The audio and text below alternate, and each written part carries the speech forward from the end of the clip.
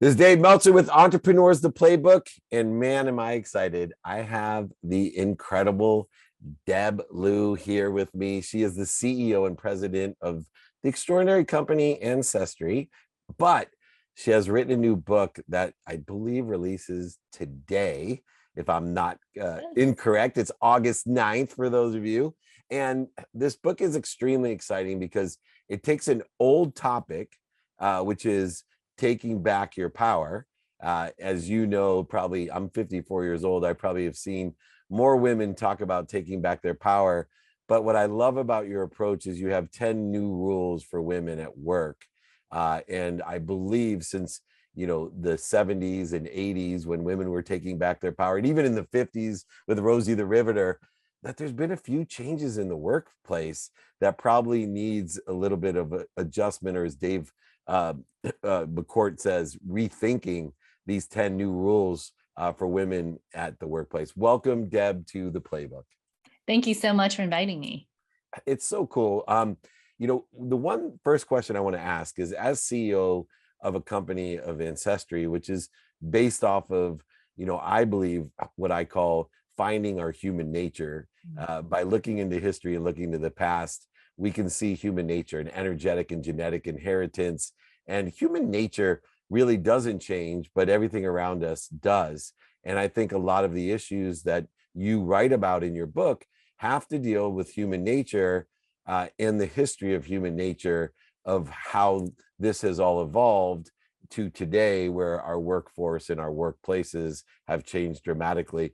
Why would the CEO of Ancestry write a book about women at work and create this rule book to help women particularly? What was your motivation? It's interesting. I actually started this book about 3.5, almost 4 years ago, and I've been the CEO of Ancestry for 18 months. But it actually is really kind of tied to my experience. And when I open the book, I tell a story of how when I was small, about 6 years old, my mom told me that I was really lucky that my dad was okay with having only girls. And I just remember thinking, I come from a culture, as you know, that has a very strong male dominance in the family line. And, you want a son to carry on your family name. And, my dad had 7 living brothers and sisters, all of whom had sons. And, it was just, when she told me that, I was like, what does it mean only a girl? And I realized from a very young age, we kind of acculturate to these things, and it just becomes a story of our life.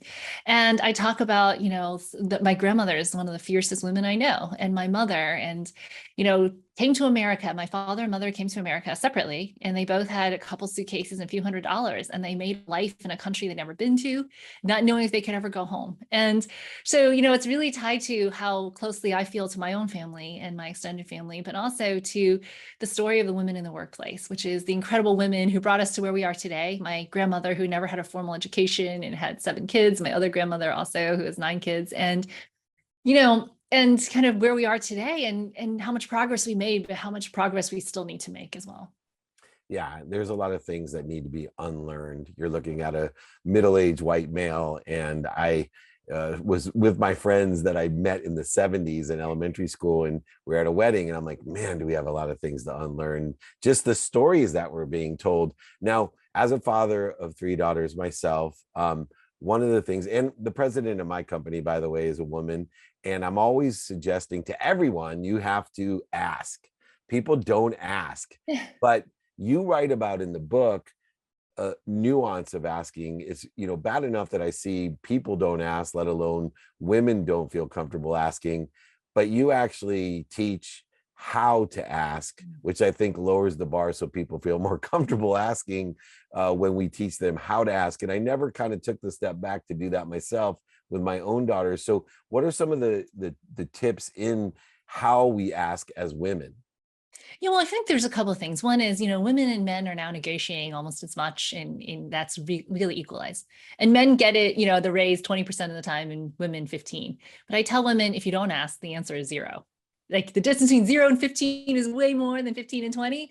And so the question is not just asking, saying, hey, can I have a raise? But what's the distance between me and the next opportunity?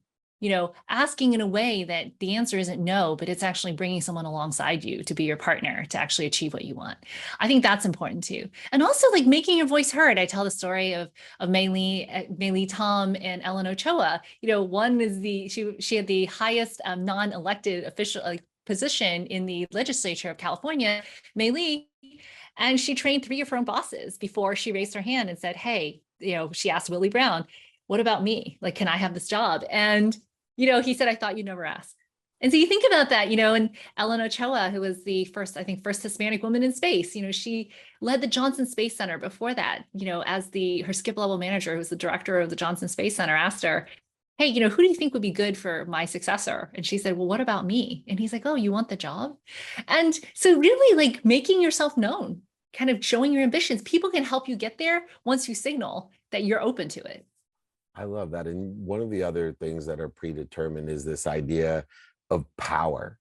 And obviously there's physical differentiators in power. I've come from the sports world and, coming, to college, playing football at 5'7" and 147 pounds. We define power in a differentiating way on the football field.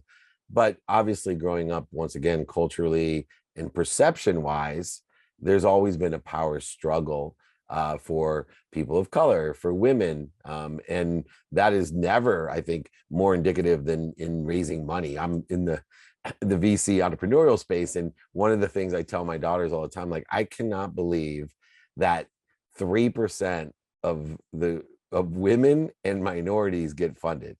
Yeah. When it's over 70% of our population, but only 3% of 70%. And believe it or not, as we both know, women are doing better in college. They're doing better in graduate school. They're, well qualified to run companies, as mine is run quite successfully. Why is it that this power shift is taking so long? And am I redefining power in the wrong direction by saying this is the type of power you're referring to? Yeah, I mean, I talk a little bit about the stats in the book, which is, it was incredible. The article, and I think the title said something like, women take a huge jump in the share of VC funding.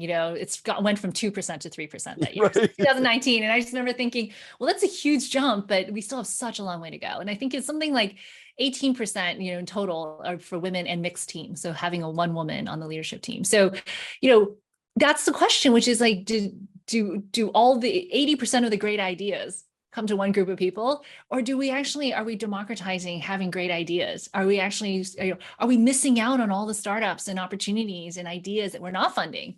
Because the unconscious bias is like, maybe, we expect that most founding teams are men. And so I really think that that's part of it, is really kind of thinking through how much unconscious bias women face.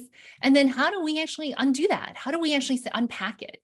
I talk in the book a little bit about the stats where, the hiring teams that said that, they accepted they had some unconscious bias were much more likely to correct it and hire more diverse teams than those who said, there is no bias. And I think part of it was, chapter 1 is written in such a way to depress you, to say the playing field's not level, and that's okay. We can't fix everything tomorrow. It's not okay in that we want it this way. I wish I had a magic wand. But in the meantime, what do we do? And the rest of the book is to say, okay, what can we do on an individual basis? And what can we do together to really change the system that exists today? A lot of that system is not intentional. It's just built up over time, the expectations we have, the unconscious biases we have.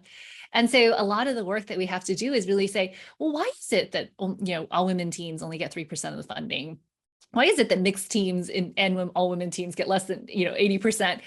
Why, when the society is very different, why are, founders of color less likely to get funding?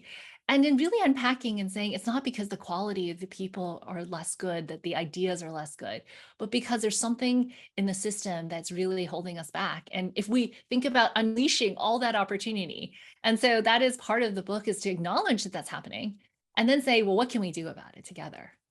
Yeah, well, at least we're getting some data as well that really helps, which is the economic benefit by having equity and inclusion, that the numbers are outstanding comparatively of how economically more successful equity, inclusion, and women leaders are. And so I think, hopefully that type of data will motivate in a different way to get to, some realm of equality. But there's another aspect of power that I think is interesting, being a dad of three daughters. And when I was young, my downfall, my ego was overselling, back end selling, even manipulating, lying sometimes, a little bit of cheating even.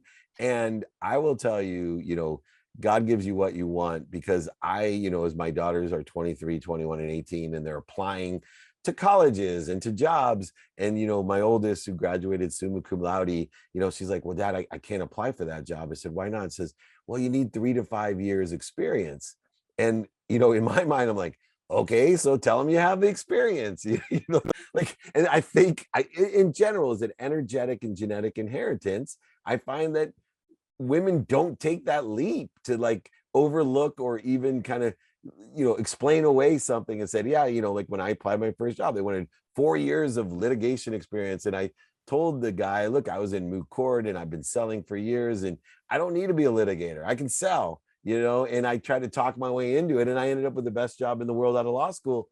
Why don't women on general take this? Is this an energetic and genetic inheritance that they're too afraid to get put themselves out there as a self-promoter? Well, I think it's a little different, right? There was a study that said that, women don't apply unless they meet 100% of the criteria, whereas men say, like, well, are we willing to apply? But then they did a follow-up study, which said something like, it's because women don't get the job when they don't meet 100% of their criteria. So they don't want to waste their time and other people's time.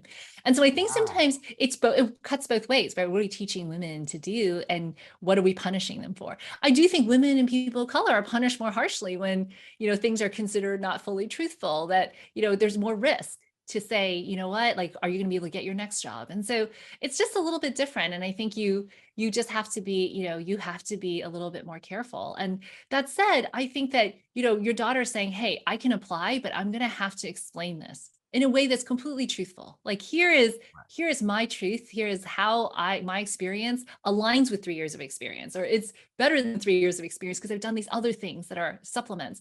But I think sometimes we have these hard lines on these job requirements, and then we hope people will just check all the boxes off. But, it dissuades people who are who have less opportunity to take risks, Yeah. because, it's harder for them. And so I think we should create opportunities where it says, and I love, there was a company that actually writes at the bottom, says, even if you don't meet all the requirements, please try to apply. And maybe, maybe this will be the right thing for you. And I love that, it doesn't have to be hard requirements. You want someone who can do the job, not check the boxes. Absolutely. And I'm sure you utilize that in your company with the success that you're having. Another one is to overcome a self-fulfilling prophecy that you have to do it by yourself. And I see that even in my daughters, that, Dad, I know you're connected, Dad, but I've got to do this myself. And within the context of their friend group, it's like, oh, your dad's just going to get you an introduction or whatever. And this lie, I think, is detrimental when we need help, no matter who we are. Am I misreading this lie of success that you have to do it alone? Well, I think sometimes you read these books about the success of somebody individual. Like, you read these biographies, and it seems like they've written everyone else out of the story. No one succeeds alone. And it's not always your dad. Not everyone has a dad that can do that. But there are so many people who get so much help, but they don't acknowledge the kind of privilege or opportunity they've been given. And I think by not acknowledging it, those who don't have those opportunities, don't have that support, feel like, well, does that mean that I'm not as good? And so instead, actually, if we just upfront say, you know what, I had tons of help. And, I totally understand the succeeding alone. I want that too. But at the same time, so much of life is actually succeeding through the help of others, whether it's your mentors, your manager, whether it's your allies, your circle. Like, I talk about the 4 kinds of allies that make a huge difference in your career. And those things don't happen by accident. You had a mentor who turns into your sponsor, who opens the door. I'm on a public company board because I had somebody who said, you know what, 3 years before that board opportunity came up, Cheryl introduced me to Brad Smith and said, you'll be on his board someday. Someday he'll have an opening. And I said, first of all, I was a director, so I wasn't even a VP at Facebook. And second is, that would be crazy that he would pick some random person to join his board. 3 years later, I was a vice president. I headed up a big division, and he had a board seat open. And Cheryl said, I think you should apply. And she introduced me to him. I met with him, and I joined the board. Something like that, is that fair help? I don't know the answer to that. But at the same time, I would not be on the board but for somebody who is able to help me and open that door. And I think that the part where if I didn't tell that story and I tell people, yeah, I did it all by myself, then someone else goes, well, does that mean I'm not worthy? But when we acknowledge the help we have, when we acknowledge the village or the support, it actually helps others who aren't in the same situation say, oh, I need somebody to help me. I can ask for help and it's okay. I hope we destigmatize that by actually telling people that most people who are successful had tons of help. And those who don't, we should find ways to get them help. Absolutely. I tell people all the time the fastest way to get to where you want to be is find someone that's already there and ask them for directions. And so many people that are already there want to give those directions. Last, I want to talk about leadership. And this is true with men and women, that as we become leaders, we almost prostitutize ourselves. We're afraid of losing who we truly are, that the bureaucracy, the politics, the power, whether you're a man or a woman. And I was a CEO at a very young age of a very large company. And, I was paralyzed by fear. Couldn't pretend like I didn't know what I didn't know from the people below me. And especially my board, I was terrified to let them know that, they were in their 50s, 60s, and 70s even. They knew I didn't know what I didn't know, and I should have been asking for help. But a great leader has to be able to know themselves and be able to not only ask for help, but know they're not going to lose their own values as being a leader. How does that work within the context of being a woman today, within the power that you're taking back? Well, I think part of it is, if you actually look at the reviews for men and women, men get much more actionable feedback and women kind of get the niceties, but not the actions they need. And if people don't tell you the truth, how do you improve? If nobody gives you, and by the way, some people don't want to hear the truth, but most people are hungering to know what they could be doing better. How can I be a better leader? But also, the further you get along in your career, the less likely people want to tell you the truth too, because they're afraid of the repercussions. So creating the environment where people can give you the truth, that you can open up yourself to that truth, to say, sit down with your board, for example, in your situation, saying, hey, here's one area you could help me with. People love to give advice because you're acknowledging their wisdom, but they also want to hear that, they have something to contribute. And so I think people are really afraid to ask, but actually it's a compliment to others to say, I defer to your wisdom. Please give me your advice on X. Then they're delighted. And instead it's a gift to them and a gift to you. And so how do you actually kind of keep that feedback loop going and being really intentional for asking for feedback from both your manager, your peers, but also everyone around you. And then also having a group of people who aren't from your work, who kind of keep you honest, right? It's easy to kind of, let it get to your head, but instead say, you know what? This is the group of people who've seen you at your best and your worst. They've seen you through the good times and your bad. And I call it in the book, your circle, right? Whether it's your church community, for me, it was our Bible study. It could be, I've been in 3 lean in groups and I'm still close to everybody there. Like people who tell you the truth in love, that is so important. It is very important. And what an appropriate conversation on Book Lover Day here in the United States, August 9th, the release of your incredible book, Take Back Your Power, 10 New Rules for Women at Work. I'm thinking of 2 other books, Ben Franklin's autobiography, which I don't suggest anyone read. You're much better off reading Deb's book.